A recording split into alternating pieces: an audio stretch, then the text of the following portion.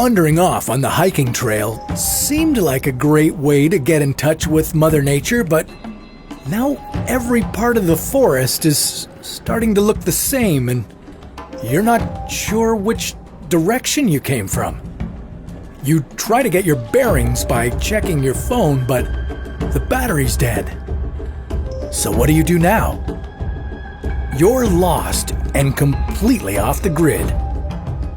Here's how to survive alone in a forest.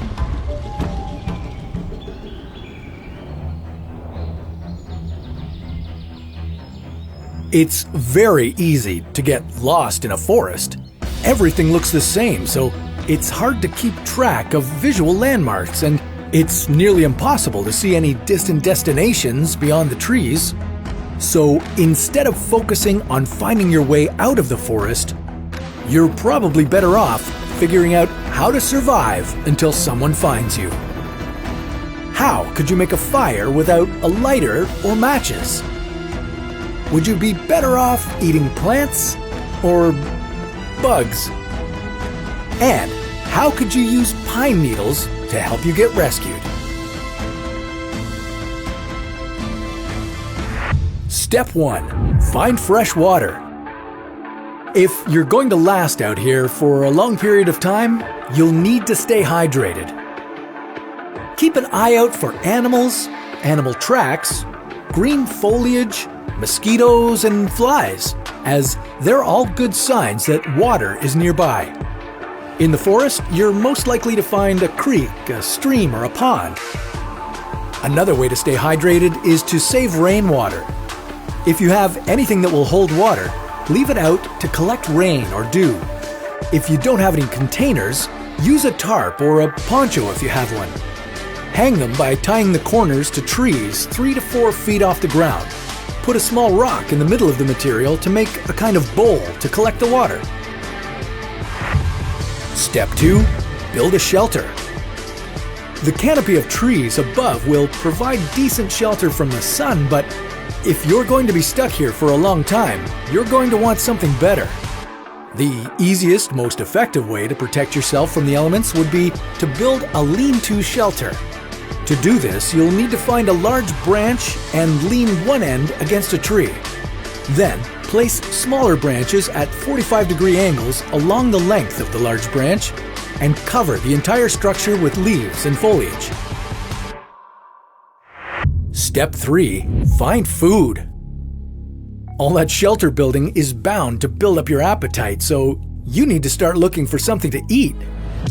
Plants would seem to be the easiest bet, but you have to be careful because a lot of them are poisonous. Some characteristics of poisonous plants to watch out for include white or yellow berries, thorns, mushrooms, and umbrella-shaped flowers. So, unless you have a guidebook on which plants are edible, it's best to play it safe and not eat any at all. Instead, you can flip over logs to find easy-to-catch, protein-filled insects.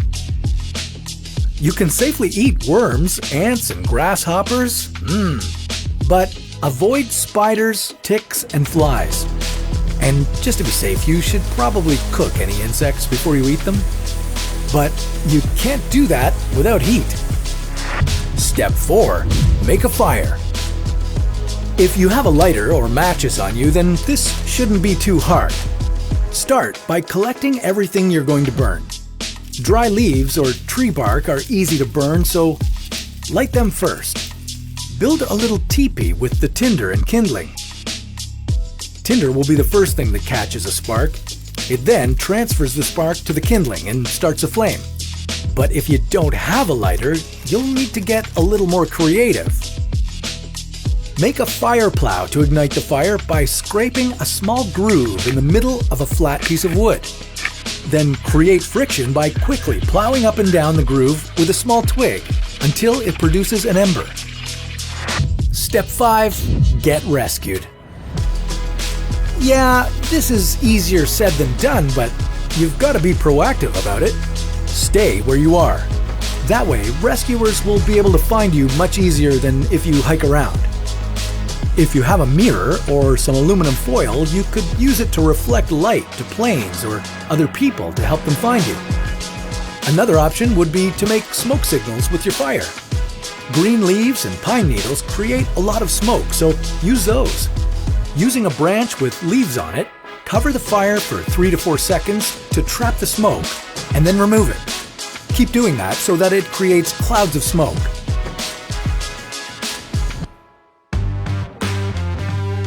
When you do finally get rescued, you're going to have some time to think about how all this could have been avoided.